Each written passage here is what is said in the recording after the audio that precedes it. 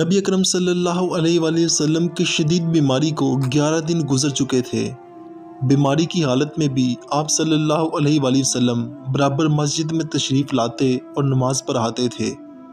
11ویں دن عشاء کی نماز کا وقت ہوا تو آپ صلی اللہ علیہ وآلہ وسلم نماز کے لیے اٹھے اور وضو کرنے لگے، لیکن وضو کرتے ہی بے ہوش ہو گئے۔ ہوش آیا تو پھر نماز کی تیاری کے لیے وضو کا ارادہ کر لیا، مگر کمزوری اس قدر زیادہ تھی کہ پھر بے ہوش ہو گئے۔ کچھ افاقہ ہوا تو تیسری بار پھر سے مادہ ہوئے، لیکن پھر بے ہوشی طاری ہو گئی۔ ہوش آیا تو فرمایا، ابو بکر سے کہو نماز پڑھائیں۔ ابو بکر صدیق رضی اللہ تعالیٰ عنہ پہلی مرتبہ رسول اکرم صلی اللہ علیہ وآلہ وسلم کے مصلی پر کھڑے ہوئے۔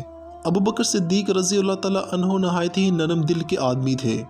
نبی اکرم صلی اللہ علیہ وآلہ وسلم کے مصلی پر کھڑے ہوئے تو رکعت طاری ہو گئی اور بے اختیار رونے لگے۔ رونے کی آواز نبی اکرم صلی اللہ علیہ وآلہ وسلم کے کانوں تک پہنچی تو ہمت کر کے مسجد میں تشریف لے آئے اور بیٹھ کر نماز پڑھائی۔ نماز سے فارغ ہو کر آپ صلی اللہ علیہ وآلہ وسلم نے ایک خطبہ ارشاد فرمایا، اے مسلمانوں، میں تمہیں اللہ کے سپرد کرتا ہوں، اس کی پناہ اور حفاظت میں دیتا ہوں اور اس کی نصرت کے حوالے کرتا ہوں۔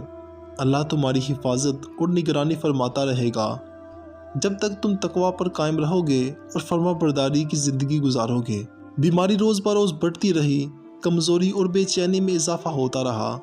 صحابہ کرام رضی اللہ تعالیٰ عنہ مغموم تھے، مگر اللہ کے کاموں میں کون دخل دے سکتا ہے۔ 14ویں دن مسجد نبوی صلی اللہ علیہ وآلہ وسلم سے اذان کی آواز بلند ہوئی۔ صبح کی روشنی دھیرے دھیرے پھیلنے لگی۔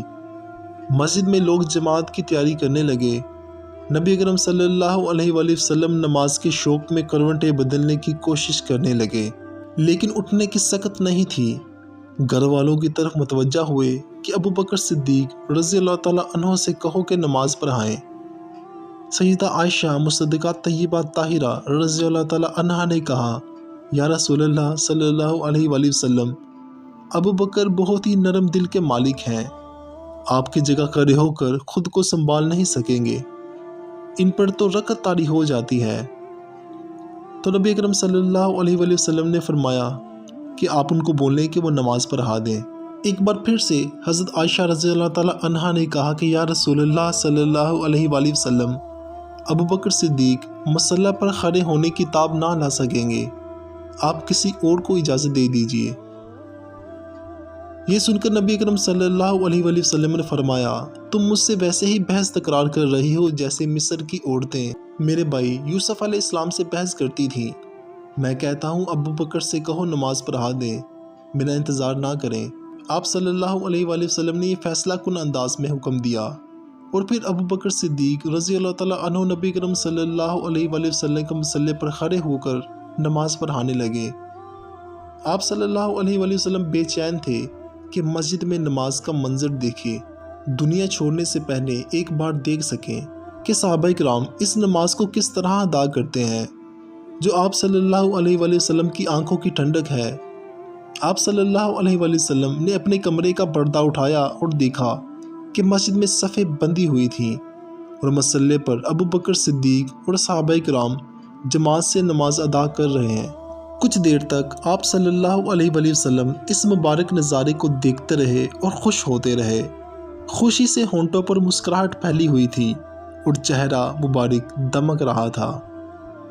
صحابہ رضی اللہ تعالیٰ عنہ نے محسوس کیا کہ ان کے شوق اور بے چینی کا عجب حال تھا، چاہتے تھے کہ اسی حالت میں نبی اکرم صلی اللہ علیہ وآلہ وسلم کے چہرہ انور پر نظر ڈال لیں۔ نبی اکرم صلی اللہ علیہ وآلہ وسلم صحابہ کے شوق اضطراب کو بانپ گئے تھے۔ آپ نے سب کو ہاتھ کے اشارے سے تسکین دی اور کھڑکی کے سامنے سے ہٹ گئے، مگر آپ صلی اللہ علیہ وآلہ وسلم کی بے تابی نے آپ کو لیٹنے نہ دیا۔ اسی حالت میں مسجد جانے کا ارادہ کر لیا۔ حضرت عائشہ رضی اللہ تعالیٰ عنہا فرماتی ہیں کہ یہ منظر اب تک میری نگاہوں کے سامنے ہے۔ نبی اکرم صلی اللہ علیہ وآلہ وسلم آدمیوں کے سہارے مسجد کی طرف جا رہے تھے۔ آپ صلی اللہ علیہ وآلہ وسلم کے شوق کا یہ عالم تھا اور کمزوری اس قدر کہ پیروں میں اتنی سکت بھی نہ تھی کہ آپ صلی اللہ علیہ وآلہ وسلم قدم اٹھا کر زمین پر رکھ سکیں اور جما سکیں۔ چنانچہ آپ صلی اللہ علیہ وآلہ وسلم 2 آدمیوں کا سہارا لیے اس طرح مسجد کی طرف بڑھ رہے تھے کہ آپ صلی اللہ علیہ وآلہ وسلم کے قدم مبارک زمین پر گھسیٹتے جاتے تھے۔ اس طرح پیر گھسیٹتے گھسیٹتے آپ صلی اللہ علیہ وآلہ وسلم مسجد میں پہنچے تو ابوبکر صدیق رضی اللہ تعالیٰ عنہ نماز پڑھا رہے تھے۔ ابوبکر صدیق رضی اللہ تعالیٰ عنہ نے چاہا کہ پیچھے ہٹ جائیں، لیکن آپ صلی اللہ علیہ وآلہ وسلم نے فرمایا، نہیں، تم نماز پڑھاتے رہو۔ یہ آپ صلی اللہ علیہ وآلہ وسلم کی آخری نماز تھی، اور یہ آخری نماز بھی آپ صلی اللہ علیہ وآلہ وسلم نے جماعت سے ادا فرمائی۔ بیماری بڑھتی گئی، نزا کی کیفیت طاری تھی کہ عبد الرحمن بن ابوبکر رضی اللہ تعالیٰ عنہ آ گئے۔ ان کے ہاتھوں میں تازہ مسواک تھی۔ آپ صلی اللہ علیہ وآلہ وسلم نے اشارہ فرمایا، اس کے بعد پھر آپ کو مسواک کرائی گئی۔